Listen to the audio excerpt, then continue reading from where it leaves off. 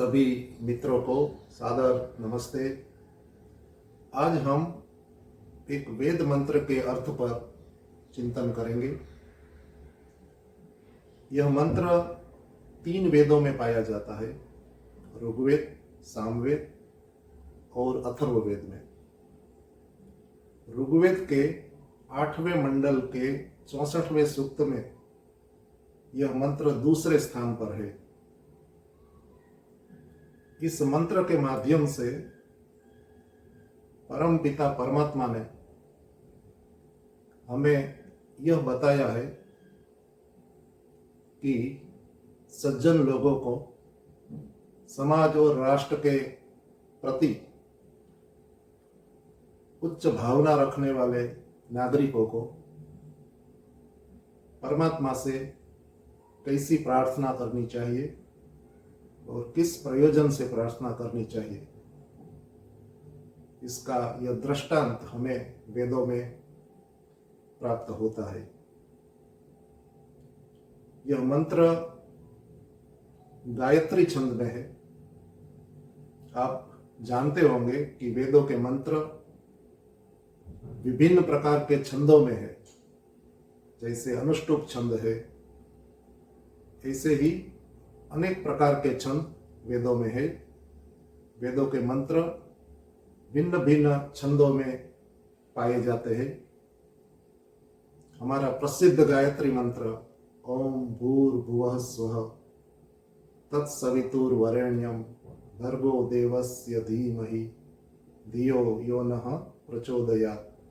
यह मंत्र भी गायत्री मंत्र इसीलिए कहा जाता है कि मंत्र का जो स्ट्रक्चर है वह गायत्री छंद में है। आज हम जिस मंत्र का अर्थ चिंतन करेंगे, यह मंत्र भी गायत्री छंद में है। मंत्र इस प्रकार है: पदा पणिन अराधसः, पदा पणिन अराधसः निबाधस्व नहित्वा कश्चन प्रति। बस इतना ही मंत्र है। मंत्र बहुत सरल है। हम इसके शब्दों को समझने का प्रयत्न करेंगे। इस मंत्र का देवता इंद्र है। देवता अर्थात सब्जेक्ट मैटर। यह मंत्र किसको लेकर प्रकाशित हुआ है, किस विषय को वर्णित किया गया है मुख्य रूप से इस मंत्र में, इसका ज्ञान हमें मंत्र का देवता क्या है यह देखने से होता है। इंद्र कहते हैं सामर्थ्यवान को। जो समर्थ होता है उसे इंद्र कहा जाता है। इंद्र शब्द परमात्मा के लिए, जीवात्मा के लिए, राजा के लिए, इस प्रकार विभिन्न व्यक्तियों के लिए, पदार्थों के लिए प्रयुक्त होता है। यहाँ जो प्रार्थना की गई है, यह प्रार्थना परमात्मा को संबोधित की गई है। इसलिए यहाँ इंद्र का अर्थ मुख्य रूप से परमात्मा ही लेना चाहिए। इस मंत्र में कहा गया है कि पदा पदा पणिन अराधसः, पदा पणिन अराधसः निबाधस्व नहित्वा कश्चन प्रति। अंतिम वाक्य में मंत्र के कहा है नहित्वा कश्चन प्रति।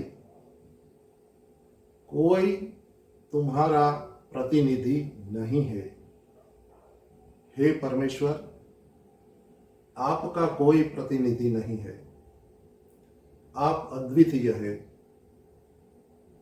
आपके समान कोई नहीं है। ईश्वर को अद्वितीय कहा जाता है क्योंकि ईश्वर एक ऐसी सत्ता है कि उसके जैसी दूसरी कोई भी सत्ता नहीं है। ईश्वर को समझने समझाने के लिए अनेक प्रकार की उपमाएं दी जाती है, परंतु इन उपमाओं से ईश्वर को समझने में सहायता मिलती है। परंतु कोई भी ऐसी उपमा नहीं है जो वास्तव में परमात्मा के स्वरूप को पूर्णतः प्रकट करती हो, क्योंकि ईश्वर अद्वितीय है, उसके जैसा कोई नहीं है। इसलिए इस मंत्र के अंत में यह कहा गया है, नहीं त्वा कश्चन प्रति, आपके सदृश, आपके समान संपूर्ण संसार में कोई नहीं है, आपका कोई प्रतिनिधि नहीं है। यदि कोई व्यक्ति ऐसा दावा करता है कि मैं ईश्वर का प्रतिनिधि हूं, मैं ईश्वर का संदेश लेकर आया हूं, मैं ईश्वर का एकमात्र पुत्र हूं, या मैं ईश्वर का अवतार हूं, या मैं ही ईश्वर हूं, तो ये बात वेद के इस मंत्र के विपरीत है। यह मंत्र साफ साफ शब्दों में कहता है कि ईश्वर का कोई प्रतिनिधि नहीं होता, ईश्वर का कोई प्रतिद्वंदी भी नहीं होता, ईश्वर के समान कोई भी नहीं होता। ईश्वर एक अद्वितीय सत्ता है और यह प्रार्थना भी उसी एक ईश्वर को संबोधित की गई है।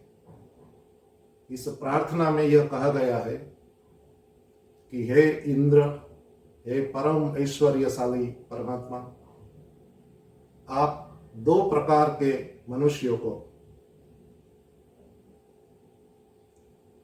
विशेष रूप से आपकी न्याय व्यवस्था के अंतर्गत फल दीजिएगा।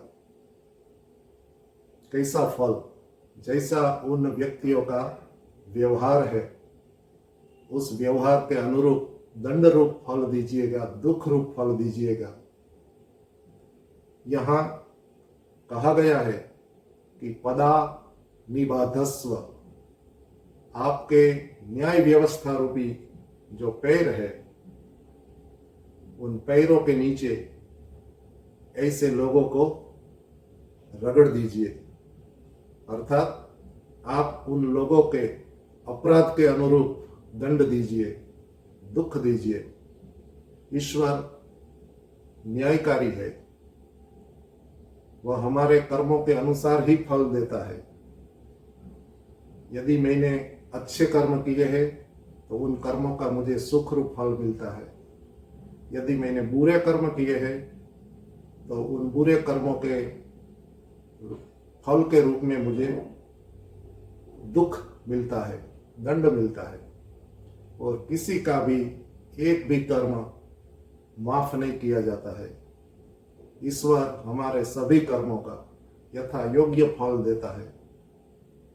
इसलिए यहाँ न्यायकारी ईश्वर को संबोधित करते हुए कहा है कि हे न्यायकारी परमात्मा इंद्र, आप दो प्रकार के व्यक्तियों के कुकर्मों को देखकर उन्हें यथा योग्य दंड दीजिएगा।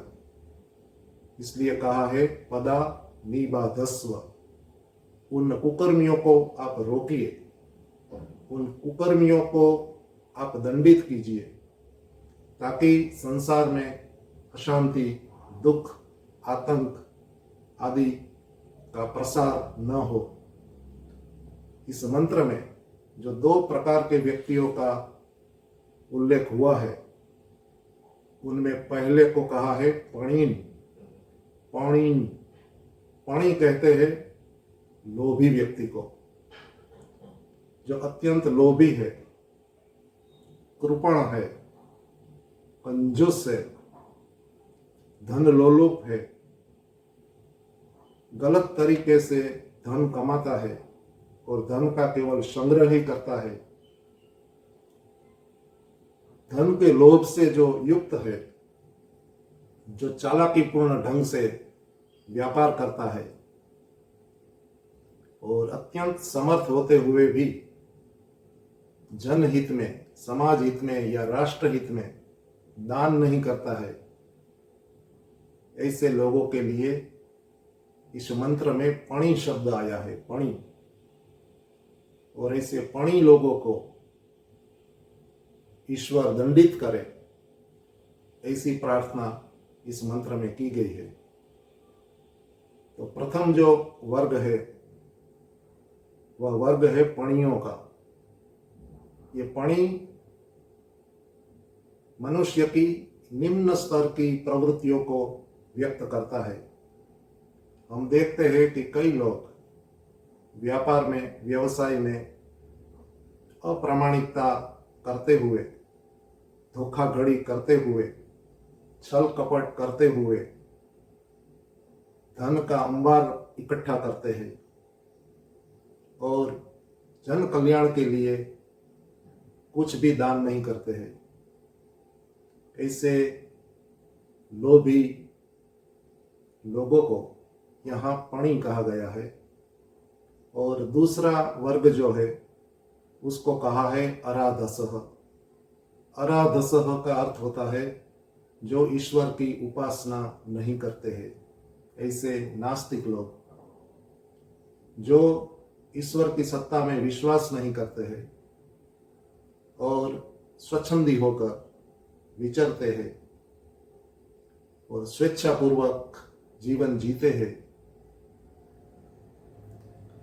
आस्तिक लोगों का मखौल उड़ाते हैं, ईश्वर के मानने वाले लोगों का खंडन करते हैं, कुतर्क का प्रयोग करते हुए आस्तिकों को ईश्वर में से विश्वास हटाने का प्रयास करते हैं। ऐसे नास्तिक लोगों को भी दंडित करे ईश्वर, ऐसी प्रार्थना इस मंत्र में की गई है। इस प्रार्थना के माध्यम से व्यक्ति, उपासक स्वयं भी सावधान होता है कि यदि मेरे पास जो धन है इसका प्रयोग केवल मैं अपने ही स्वार्थ के लिए करूंगा और परोपकार के कार्यों में सहयोग नहीं करूंगा, मैं केवल धन एकत्रित करने में ही अपना जीवन व्यतीत करूंगा और उस धन से मेरे देश को, मेरे समाज को, मेरे मित्रों को, मेरे सगे संबंधियों को कुछ भी लाभ नहीं होगा, नहीं पहुंचाऊंगा। यदि मैं नास्तिक बना रहा, ईश्वर की सत्ता में मैंने विश्वास नहीं रखा और मैंने निरंकुश जीवन व्यतीत किया, तो परमात्मा की न्याय व्यवस्था से मैं बचने वाला नहीं हूं, क्योंकि ईश्वर सभी को यथा योग्य दंड देता है और सभी कर्मों का कर्मफल प्रदान करता है। इसलिए इस मंत्र में हमें दो पाठ सीखने जैसे है। हम धन कमाए परंतु धन का परोपकार के लिए सदुपयोग भी करें। और दूसरी बात यह है कि जो संसार को उत्पन्न करता है, चलाता है, समय आने पर प्रलय करता है, हम सभी के कर्मों का यथा योग्य फल देता है, वेदों के माध्यम से हमें ज्ञान देता है, हमारे अंतःकरण में अच्छे कर्मों के करते समय उत्साह प्रेरणा करता है, बुरे कर्मों के करते समय हमारे हृदय में भय, लज्जा, शंका उत्पन्न करता है। ऐसे परम हितैषी परमात्मा की सत्ता में हम विश्वास रखें और उसकी स्तुति, प्रार्थना, उपासना एवं योगाभ्यास करते हुए हम अपने जीवन को आध्यात्मिक दृष्टि से भी संपन्न करें। यही इस मंत्र का तात्पर्य है। आशा है कि आपको वेद का यह अध्ययन अच्छा लगा होगा। आप भी इस मंत्र पर एवं इस मंत्र के अर्थ पर विचार कीजिएगा।